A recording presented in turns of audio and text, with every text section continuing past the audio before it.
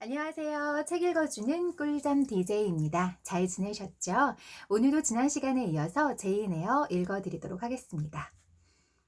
지난 시간에는 그래서 세인트 존으로부터 정말 서프라이즈한 뉴스를 듣게 되는 제인 에어까지 읽어드렸습니다.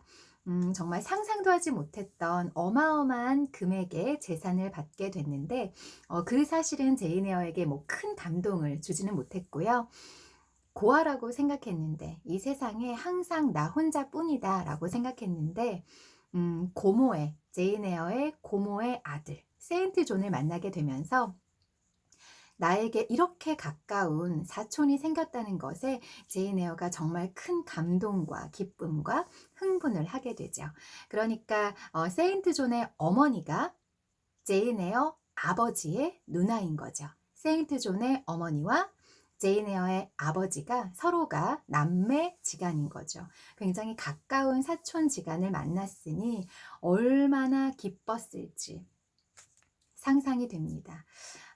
내가 기쁠 때, 내가 슬플 때, 내 혈연이, 나와 피가 섞인 나의 진짜 가족이 함께 기뻐해주고, 함께 울어주고 할 수 있다는 것. 이거는 정말 혼자였던 사람만이 느낄 수 있는 감동일 거라고 생각을 합니다. 그래서 제인 에어가 세인트 존에게 얘기하죠. 오빠가 되어주겠다고 다시 한번 말해주세요. 그 말을 들으니까 뿌듯하고 행복해요. 진심으로 말할 수 있다면 다시 한 번만 더 들려주세요. 라고 말하죠. 지난 시간에는 그래서 이 부분까지 제인 에어가 너무나 기뻐하는 세인트 존에게 정말 오빠가 되어주겠다고 한 번만 더 말해달라고 하는 그 부분까지 읽어드렸습니다. 진심으로 말할 수 있어요. 나는 늘 누이들을 사랑했습니다. 그리고 왜 누이들한테 애정을 갖게 되는지 알고 있지요. 그것은 누이들의 진가를 존중하고 재능을 숭배하기 때문입니다. 당신도 도덕적 원칙과 지성을 갖고 있어요. 당신의 취향과 습관은 다이애나와 메리와 비슷해요. 당신이 옆에 있으면 늘 기분이 좋았어요. 예전부터 당신과 대화하면 유익한 위안을 받았지요. 너무도 쉽고 자연스럽게 당신을 셋째 누이이자 막내 누이로 마음에 받아들일 수 있을 것 같습니다. 고마워요. 오늘 밤은 그걸로 만족할게요. 이제 가시는 게 좋겠어요. 더 오래 있으면 당신은 또 저를 의심하면서 괴롭힐 테니까요. 그럼 학교는 어떻게 할 거요, 에어야? 이제는 문을 닫아야 할 것 같은데. 아니요. 새로 선생을 구하기 전까지는 계속 할 거예요. 세인트 존은 만족스러운 듯 웃음을 지었다. 그러고는 나와 악수를 하고 떠났다.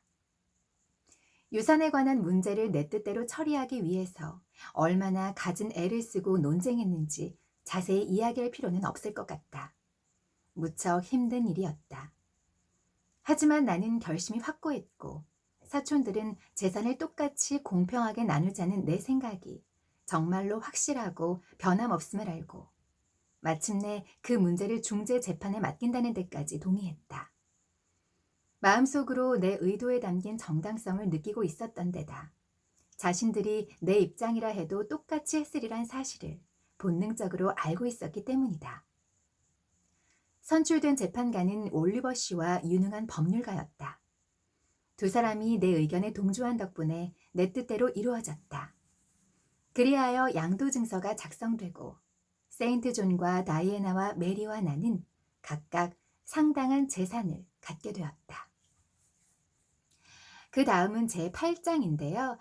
그래서 크리스마스가 가까워질 무렵에 제인 에어는 모턴 학교의 문을 닫으면서 이 아이들과 정말 수많은 배움의 현장에 와서 우리 제인 에어에게 사랑과 관심과 교육을 받았던 아이들에게 이 작별이 무의미한 것이 되지 않도록 신경을 쓰는 챕터가 시작이 됩니다.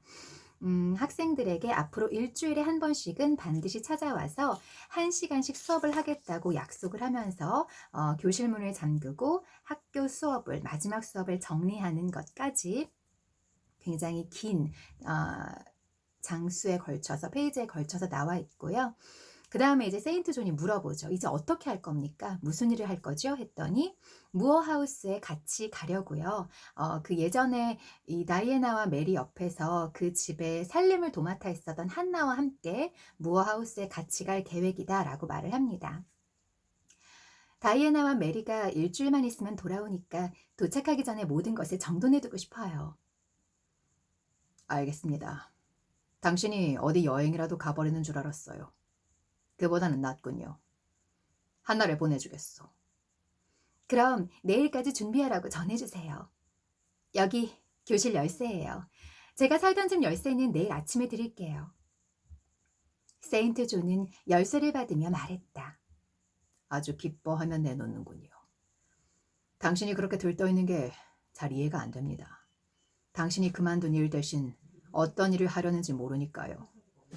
이제 당신은 인생에서 어떤 목표와 목적과 포부를 가지고 있나요? 첫 번째 목표는 청소하는 것. 무어하우스를 침실에서 지하실까지 깨끗이 청소하는 거예요. 그 다음은 밀랍과 기름과 수많은 천조각으로 반짝반짝 빛날 때까지 닦는 거예요. 세 번째는 의자와 탁자, 침대, 양탄자를 수학적인 정확성으로 배열하는 거예요. 나중에 당신이 파산할 정도로 석탄과 토탄을 떼서 방마다 불을 활활 피워놓을 거예요. 그리고 마지막으로 메리와 다이애나가 오기 이틀 전에 한나랑 달걀을 젓고 건포도를 고르고 향신료를 빻고 크리스마스 케이크 반죽을 만들고 고기파이에 들어갈 재료들을 다지고 그 밖에도 당신처럼 경험 없는 사람은 말만 들어서는 잘 모르는 요리에 관한 의식을 엄숙하게 치를 작정이에요. 제 목적은 한마디로 다음 주 목요일이 오기 전에 다이애나와 메리를 맞이할 준비를 완벽하게 해두는 거예요. 그리고 제 포부는 두 사람이 집에 왔을 때 이상적인 환영의 극치를 보여주는 거고요. 정말 얼마나 들떠 있는지 나에게 처음 생긴 나와 결이 꼭 들어맞는 가족들에게 자매들에게 정말 이상적인 크리스마스를 선물해주고 싶어하는 정말 들떠 있는 제인 에어의 모습이 너무나 고스란히 전해지는 것 같습니다. 그리고 이제 드디어 시간이 지나서 저 멀리 원치 않았지만 돈을 벌기 위해서 가정교사로 정말 좋은 대접을 받지 못하고 일하고 있었던 다이애나와 메리가 이제 집으로 돌아왔습니다. 그래서 무어하우스에서 기쁜 시간을 보내는 그런 부분이 나와 있는데요. 한번 읽어드리도록 하겠습니다. 그 다음 한 주는 내내 세인트 존의 인내심을 시험하는 기간이 아닌가 싶었다. 그 시기는 크리스마스 주간이었다. 우리는 특별히 정해놓은 일 없이 집에서 유쾌하게 마음껏 놀며 지냈다. 황야의 공기, 자기 집이 주는 자유로움, 넉넉한 생활의 시작이 용한 약처럼 다이애나와 메리의 마음에 생기를 주었다. 둘은 아침부터 한낮까지, 한낮에서 밤까지 쾌활했다. 두 사람은 쉴 새 없이 이야기를 나누었고 나는 그 재치 있고 핵심을 찌르는 독창적인 대화가 너무나 매력적이라서 그 이야기를 듣고 함께하는 것이 무엇보다도 좋았다. 세인트 존은 우리의 쾌활한 말과 행동을 나무라지는 않았지만 되도록 피했다. 세인트 존은 집에 있는 일이 거의 없었다. 교구가 넓고 인가가 뿔뿔이 흩어져 있어서 날마다 다른 구역에 있는 병들고 가난한 사람들을 찾아다녔다. 어느 날 아침 식사 때 다이애나가 잠시 생각에 잠겨 있더니 이렇게 물었다. 오빠 계획은 아직 변하지 않았어? 변하지도 않았고 변할 수도 없어. 세인트 존은 이렇게 대답했다. 그러고는 영국을 떠나는 일이 정확히 내년으로 결정되었다고 알려주었다. 메리가 말했다. 그럼 로자먼드 올리버 양은? 자기도 모르게 입에서 나온 말 같았다. 말을 뱉자마자 도로 쓸어 담았으면 하는 몸짓을 했던 것이다. 세인트 존은 식사 때 책을 읽는 사교적이지 못한 습관이 있었는데 지금도 책을 들고 있었다. 하지만 세인트 존은 읽던 책을 덮고 고개를 들었다. 세인트 존이 말했다. 로자먼드 올리버 양은 그랜비 씨와 결혼할 예정이야. SC에서 가장 연구가 좋고 가장 존경받는 사람 가운데 하나인 프레더릭 그랜비경의 손자이자 상속자이지. 어제 올리버 양의 아버지한테서 그 소식을 들었어. 누이들은 서로 마주 보았다가 나를 보았다. 우리 셋은 세인트 존을 바라보았다. 세인트 존은 거울처럼 잔잔했다. 다이애나가 말했다. 혼담이 성급하게 이루어진 게 틀림없어. 만난 지 얼마 되지도 않았을 거야. 2달 되었지. 10월에 SC에서 열린 주 무도회에서 만났대. 하지만 이번 혼담처럼 결혼을 방해하는 것이 아무것도 없고 모든 점에서 바람직한 혼담일 때는 오래 끌 이유가 없어. 프레드릭 경이 준 SC의 저택을 두 사람이 살 수 있게 고치고 나면 곧바로 결혼하겠지. 이 대화가 있고 나서 세인트 존이 혼자 있는 모습을 처음 보았을 때는 그 사건 때문에 괴로운지 어떤지 묻고 싶었다. 하지만 세인트 존은 동정 따위는 필요하지 않는 것처럼 보였기 때문에 감히 동정하기는커녕 예전에 주저넘게 나섰던 일이 떠오르면서 부끄럽기까지 했다. 게다가 요즘에는 세인트 존과 이야기하는 일이 드물었다.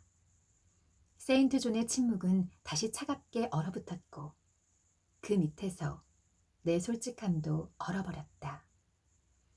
세인트 존은 나를 누이처럼 대하겠다는 약속을 지키지 않았다. 세인트 존은 끊임없이 나를 조금씩 쌀쌀맞게 대했고 그래서 따스한 우정이 자라날 수가 없었다.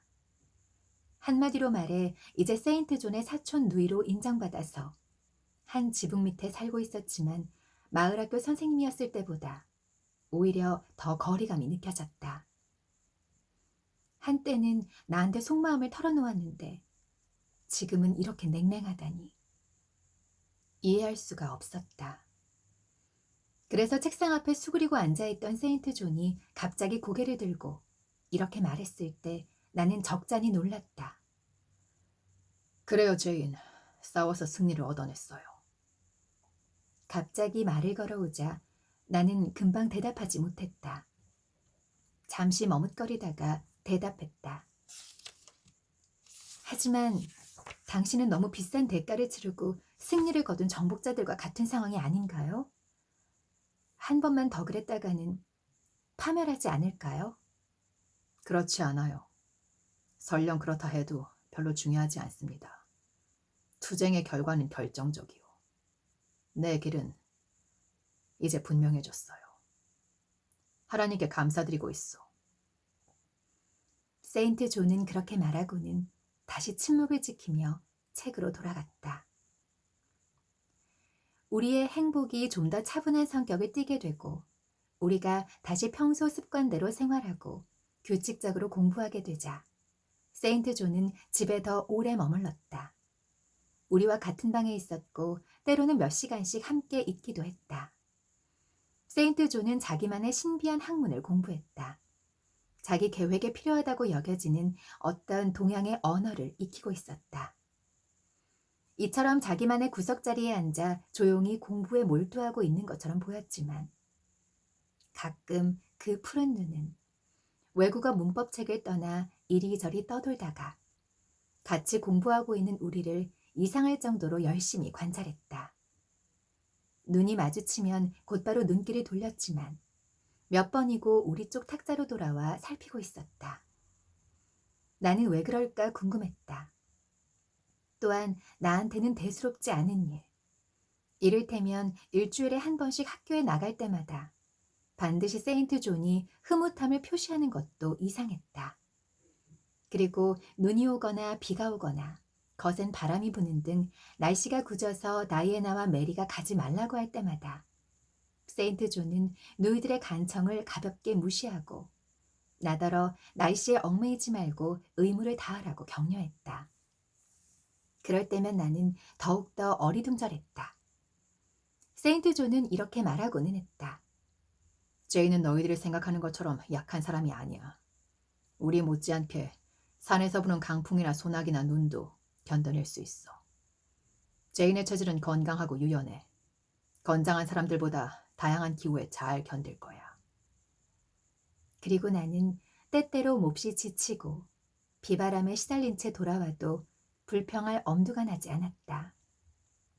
투덜거리면 세인트 존이 화를 내리라는 사실을 알고 있었기 때문이다. 어떤 경우에도 꿋꿋하게 굴어야 좋아하고 그렇지 않으면 무척 못마땅해 했다. 하지만 어느 날 오후에 나는 감기 때문에 집에 있어도 괜찮다는 허락을 받았다. 다이애나와 메리가 나 대신 학교에 갔다. 나는 실러를 읽으며 앉아있고 세인트 존은 이상 야릇해 보이는 동양의 두루마리 책을 해독하고 있었다. 나는 번역을 하다가 연습 문제로 바꾸면서 우연히 세인트 존 쪽을 바라보았다. 그 순간 푸른 눈이 나를 지켜보고 있음을 깨달았다.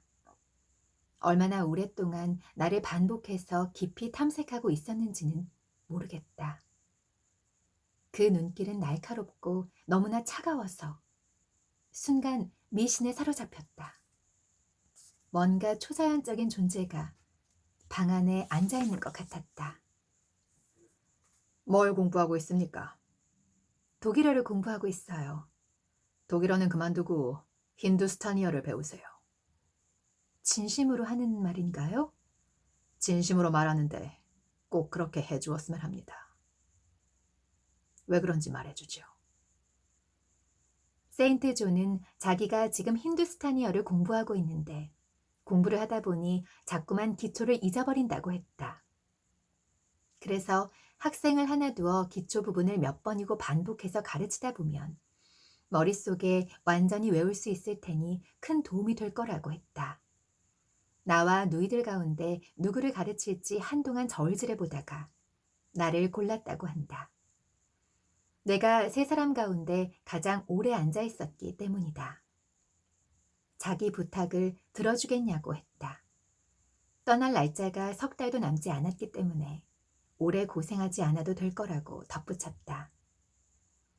세인트 존은 가볍게 거절할 수 있는 사람이 아니었다.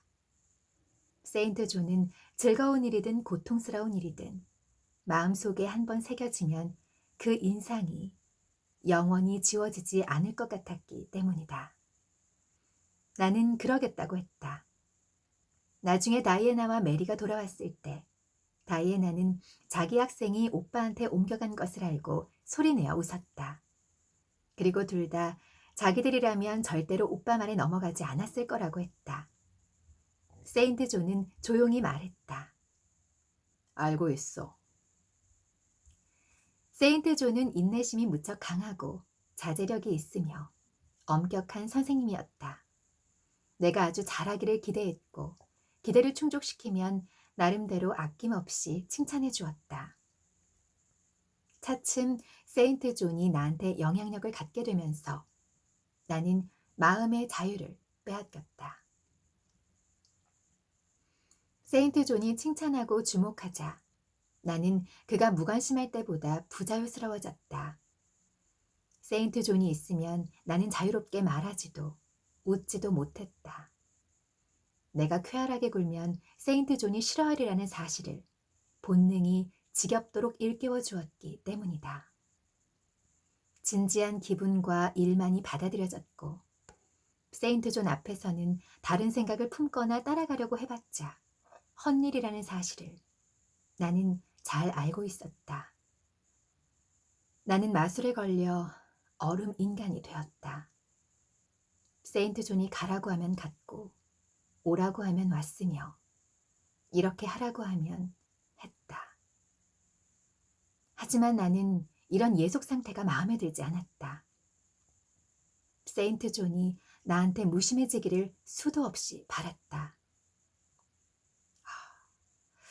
천하의 제인 에어가 그동안 그렇게 힘들고 모진 세월을 버티고 견디고 이겨내고 거기서 탈출했었던 자주적인 그런 제인 에어가 이 세인트 존의 그 올가미에 걸려서 올가미라고 표현해도 될까요?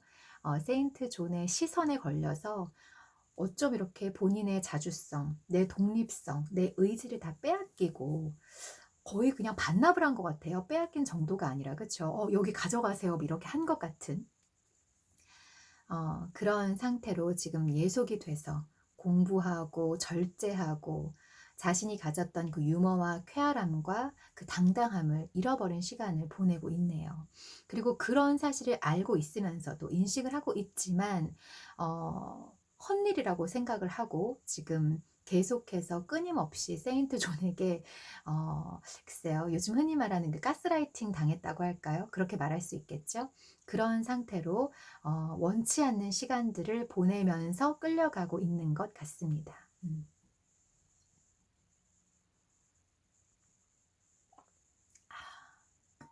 오늘 찻자리 너무 예쁘죠? 네, 제가 너무나 아끼는 웨지우드의 너무나 유명한 라인.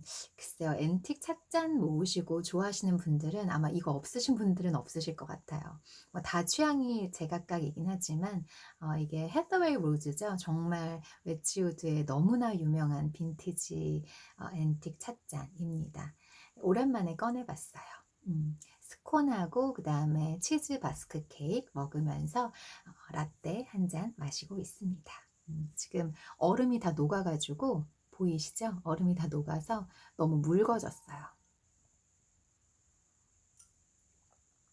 제가 예전에도 한번 말씀을 드린 적이 있는데 확실히 저는 백화점의 그 뭐 7층, 8층에 있는 그랜 매장에 가면 너무 행복한데요.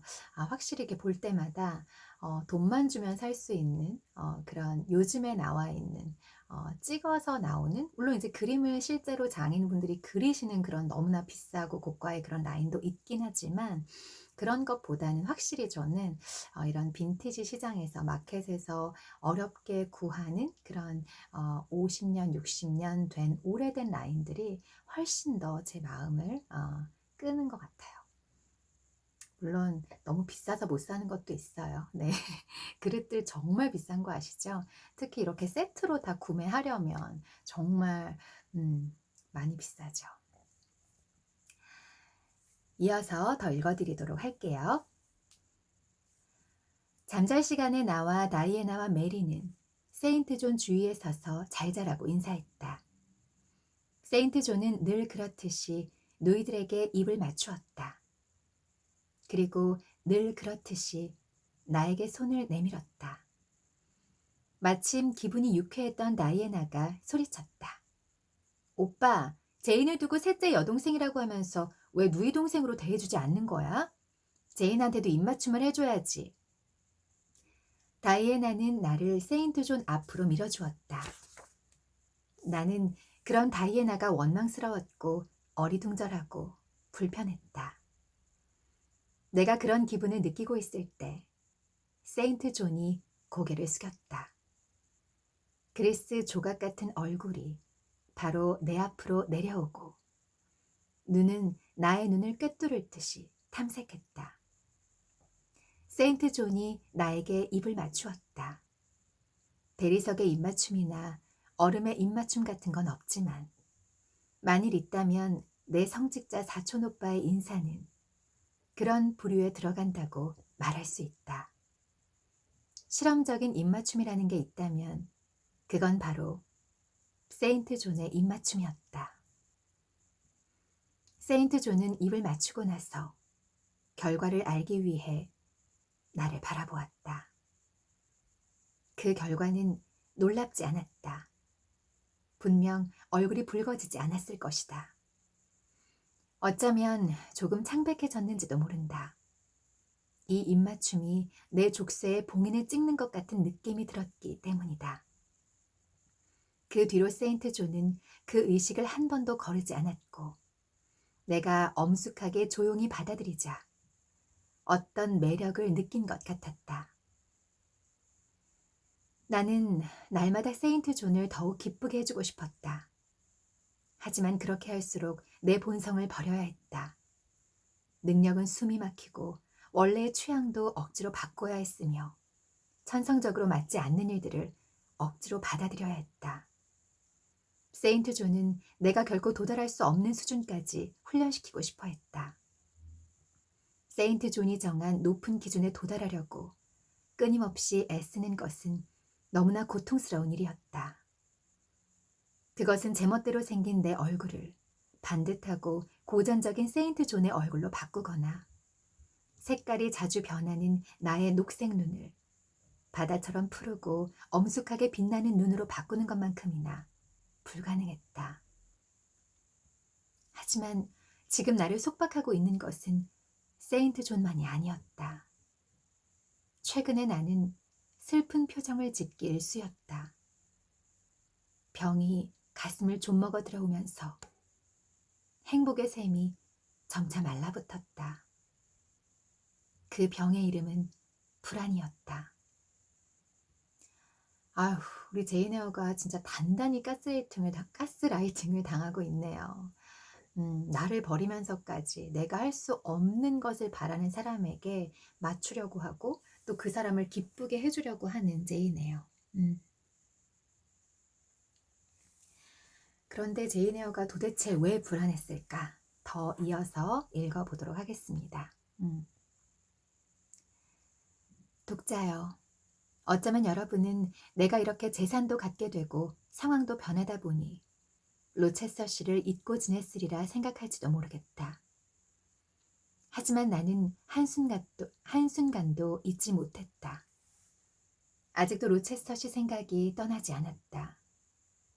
그 생각은 햇빛에 사라지는 안개도 아니고 폭풍에 씻겨 내려가는 모래 위 초상화도 아니었다. 그것은 대리석판에 새겨진 이름이라서 대리석이 있는 한 지워지지 않을 운명이었다. 어디를 가도 로체스터 씨의 소식을 알고 싶은 마음이 떠나지 않았다. 모턴 학교에 있을 때도 밤마다 집에 돌아가면 그 생각이 났다. 이제 무하우스에 있는데도 밤마다 내 방에 들어가면 그 생각에 빠졌다. 유언장에 관해 브리그스 씨와 필요한 연락을 하면서 로체스터 씨가 지금 어디에 사는지 건강은 어떤지 아느냐고 물었다.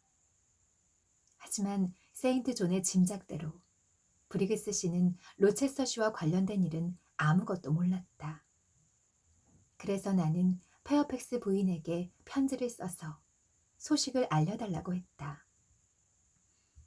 이번에는 반드시 소식을 알 수 있을 거라고, 곧 답장이 올 거라고 굳게 믿었다. 하지만 2주가 지나도 답장이 오지 않아 깜짝 놀랐다.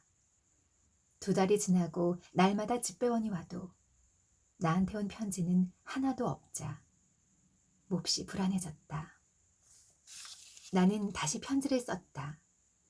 처음에 보낸 편지가 제대로 가지 않았을지도 몰랐다. 다시 편지를 보내자 희망이 생겼다. 그 희망은 예전처럼 몇 주 동안 빛나더니 예전처럼 다시 가물거리다가 꺼져버렸다. 편지 한 장, 소식 한 자 오지 않았다. 헛된 기대 속에 반년이 지나자 희망은 완전히 사라지고 말았다. 이제 정말 암담해졌다. 어느 날 나는 평소보다 침울한 마음으로 공부를 시작했다. 가슴을 찌르는 실망감 때문에 기운이 쑥 빠져 있었다. 그날 아침에 한나가 편지가 왔다기에 드디어 오랫동안 기다려온 소식이 온 거라고 굳게 믿으며 내려가 보았다. 브리기스 씨가 보낸 별로 중요하지 않은 사무 편지가 와 있었다. 이 쓰디쓴 좌절 때문에 눈물이 나왔다. 알아보기 힘든 인도 글자와 장황한 수식어구를 열심히 들여다보자니 다시 눈물이 쏟아졌다. 세인트 존은 자기 옆에 와서 책을 읽어보라고 했다. 그렇게 하려고 했으나 목소리가 나오지 않았다. 흐느낌 때문에 말이 이어지지 않았다. 거실에는 세인트 존과 나밖에 없었다. 다이애나는 응접실에서 음악을 연습하고 있고 메리는 정원을 가꾸고 있었다. 그날은 맑고 화창하고 산들바람이 부는 5월의 하루였다. 세인트 존은 내가 울어도 놀라는 기색이 없고 왜 우는지 물어보지도 않았다. 그저 이렇게만 말했다. 좀 진정될 때까지 몇 분 기다리도록 해요. 내가 격해진 감정을 허겁지겁 누르는 동안 세인트 존은 책상에 기댄 채 마치 의사가 자신이 잘 알고 있고 충분히 예상했던 위기를 겪고 있는 환자를 과학의 눈으로 지켜보듯이 참을성 있게 차분히 앉아 있었다. 나는 흐느낌을 누르고 눈물을 닦았다. 그러고는 오늘따라 몸이 좀 안 좋다고 중얼거리며 다시 공부를 시작했고 끝까지 마쳤다. 세인트 존은 내 책과 자기 책을 책상 서랍에 넣고 잠그고 나서 말했다. 자, 산책을 나갑시다. 나랑 같이. 다이애나와 멜이랑 같이 갈게요. 아니요. 오늘 아침은 딱 한 사람만 필요한데 바로 당신이요. 옷을 걸치고 부엌문으로 나와요. 마시글렌 꼭대기 쪽으로 갑시다. 금방 뒤따라가겠소. 나는 중용이라는 것을 모른다. 나와는 맞지 않는 단호하고 냉혹한 성격을 가진 사람을 대할 때에도 절대적인 복종과 단호한 반항 사이에서 중용을 지킨 적은 한 번도 없었다. 늘 성실하게 복종하다가 화산처럼 격렬하게 폭발하는 순간에 이르러서야 반항을 했다.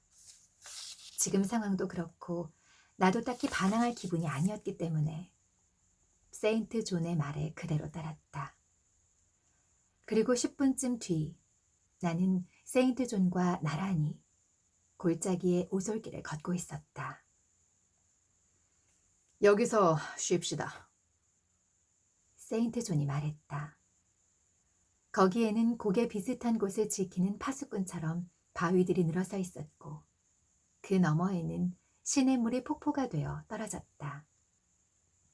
이제 산은 점차 상쾌한 느낌이 사라지면서 황량하고 야생적이고 위압적인 분위기로 변한 채 쓸쓸한 희망과 침묵을 얻을 수 있는 고독이라는 마지막 피난처를 지키고 있었다. 나는 앉았다. 세인트 존은 가까운 곳에 서서 고갯길을 올려다보고 골짜기를 내려다보았다. 세인트 존의 눈길은 시냇물을 따라 이리저리 헤매다가 다시 돌아와 시냇물에 비치고 있는 구름 한 점 없는 하늘을 쭉 따라갔다. 세인트 존이 모자를 벗자 산들바람이 머리카락을 날리고 이마에 입을 맞추었다. 세인트 존은 그곳의 정령과 교감을 나누고 있는 것 같았다. 뭔가에게 눈으로 작별 인사를 하고 있었다. 세인트 존이 말했다. 겐지스 강가에서 잠에 들 때 꿈속에서 다시 보게 되리라. 그리고 좀 더 먼 미래에 또 다른 잠이 찾아오면 어두운 강 기슭에서 다시 보게 되리라. 이상한 사랑을 담은 이상한 말이었다. 엄숙한 애국자의 조국에 대한 열정이었다. 세인트 존은 자리에 앉았다. 30분 동안 우리는 묵묵히 있었다. 세인트 존도 나에게 말을 걸지 않고 나도 말을 걸지 않았다. 이윽고 세인트 존이 입을 열었다. 제인, 나는 6주 뒤면 떠납니다. 6월 20일에 떠나는 동인도 회사 무역선에 자리를 예약해 놓았어요. 나는 대답했다. 하느님이 보호해 주실 겁니다. 당신은 하느님의 과업을 수행하고 있으니까요. 그래요. 거기에 바로 내 영광과 기쁨이 있지요. 나는 결코 오류를 범하지 않는 주인을 섬기고 있습니다. 나는 결함투성이 법과 나약한 벌레 같은 인간들의 그릇된 지배에 복종하여 인간의 안내를 받아 떠나는 것이 아닙니다. 나의 왕이자 입법자이자 지도자는 바로 완전 무결한 하느님이지요. 내 주위의 사람들이 모두 열렬히 똑같은 깃발 아래 모이고 같은 사업에 참여하지 않는 것이 이상하기만 합니다. 모든 사람이 당신 같은 힘을 갖고 있지 않으니까요. 약한 사람이 강한 사람과 함께 행군하려 드는 것은 어리석은 짓이에요. 나는 약한 자들에게는 말하지도 않고 아예 그럴 생각도 없습니다. 오직 그 일에 알맞고 수행할 능력이 있는 사람에게만 말합니다. 그런 사람은 몇 명 안 되고 찾기도 힘들어요. 맞는 말입니다. 하지만 일단 찾게 되면 그 사람을 각성시키고 열심히 노력하도록 격려하고 권하고 자신의 재능이 무엇인지 왜 주어졌는지 가르쳐주며 천국이 보낸 전언을 말해주고 하느님이 내리신 지위를 제안하는 것이 옳지요. 정말 임무를 수행할 자격이 있는 사람이라면 자신의 마음이 먼저 알려주지 않을까요? 어떤 무시무시한 마력이 나를 에워싸고 모여드는 것 같았다. 당장이라도 마법을 불러일으키는 치명적인 주문이 들려올까봐 나는 불안에 떨었다. 세인트 존이 물었다. 그럼 당신의 마음은 뭐라고 합니까? 나는 충격에 오싹한 전율을 느끼면서 말했다. 제 마음은 아무 말이 없어요. 아무 말도 하지 않고 있어요. 굵고 나직하고 무자비한 목소리가 이어졌다. 그렇다면 내가 대신 말하지요. 제인, 나와 함께 인도로 갑시다. 나의 내조자이자 함께 수고할 사람으로서 말이요. 골짜기와 하늘이 빙글빙글 돌고 산들이 울렁거렸다. 마치 하늘에서 부르심이 들리는 것 같았다. 마케도니아의 전령처럼 환영이 나타나 와서 우리를 도와주십시오라고 말하는 것 같았다. 하지만 나는 사도가 아니었다. 소식을 전하는 전령이 보이지도 않았고 그 부름을 받아들일 수도 없었다. 나는 소리쳤다. 세인트 존, 자비를 베풀어 주세요. 나는 자신의 의무라고 믿은 일을 수행하는 데 있어서 자비도 동정도 없는 사람에게 호소했다. 세인트 존은 계속 말했다. 하느님과 자연은 당신을 선교사의 아내로 만들었습니다. 하느님과 자연이 당신에게 준 것은 육체적인 능력이 아니라 정신적인 자질이요. 당신은 사랑이 아니라 노고를 위해 만들어졌어요. 당신은 반드시 선교사의 아내가 되어야 하고 또 되도록 할 겁니다. 당신은 나의 것이 될 겁니다. 내 즐거움이 아니라 하느님께 봉사하기 위해서. 나는 당신을 요구합니다. 내가 말했다. 저는 그런 일이 맞지 않아요. 저한테는 사명이 없어요. 세인트 존은 처음에는 이렇게 반대에 부딪히리라 예상하고 있었던 것 같았다. 그래서인지 내가 반발해도 별로 기분 나빠하지 않았다. 사실 표정 하나 변하지 않고 팔짱을 낀 채 바위에 등을 기대는 것을 보니 세인트 존은 내가 오랫동안 완강하게 반발할 것임을 예상하고 끝까지 버틸 만한 인내심을 쌓아왔으며 끝에 가서는 반드시 승리를 얻어내겠다고 굳게 마음먹고 있는 것 같았다. 세인트 존이 말했다. 겸손은 기독교 미덕의 기본이지요. 당신 말대로 당신은 그 임무에 맞지 않습니다. 누가 그 일에 맞겠습니까? 일찍이 부름을 받은 사람들도 자신이 부름받을 만한 사람이라고 생각했을까요? 예를 들어 나는 티끌과 먼지에 지나지 않습니다. 성 바울과 더불어 나는 죄인들 중에서 가장 큰 죄인입니다. 하지만 나는 스스로 수치스럽다고 기가 죽지 않아요. 나를 이끌어 주시는 분을 알고 있습니다. 그분은 전능할 뿐 아니라 정당하시지요. 또 위대한 과업을 이루기 위해 허약한 도구를 선택하실 때 도구의 부족한 점을 끝까지 무궁무진하게 보충해 줄 겁니다. 제인, 나처럼 생각하고 나처럼 믿으세요. 당신이 의지할 곳은 바로 예수 그리스도요. 그리스도께서 당신의 인간적인 약점이라는 짐을 지고 간다는 사실을 의심하지 마십시오. 나는 선교사의 삶을 잘 몰라요. 선교사 일에 대해 공부한 적도 없어요. 그 점은 부족하게나마 내가 도와주겠소. 당신한테 시간마다 할 일을 정해주고 늘 도와줄게요. 처음에는 그렇게 해줄 수 있어요. 곧 당신은 나처럼 강해지고 익숙해져서 내 도움 따윈 필요 없게 될 겁니다. 하지만 제 능력은, 이 과업을 위한 제 힘은 어디에 있나요? 저는 느껴지지 않아요. 당신의 말을 듣는 동안 어떤 것도 제 안에서 들썩이거나 말하지 않아요. 빛이 켜지지도 않고 생기가 살아나지도 않고 조언하거나 격려해주는 목소리도 들리지 않아요. 하, 지금 이 순간 제 마음이 빛 하나 들지 않은 지하 감옥 같다는 걸 보여줄 수만 있다면 얼마나 좋을까요? 그 감옥 깊숙한 곳에서 족쇄가 채워진 두려움이, 당신한테 설득당해서 제가 할 수 없는 일을 하게 되면 어떡할까 하는 두려움이 웅크리고 있어요.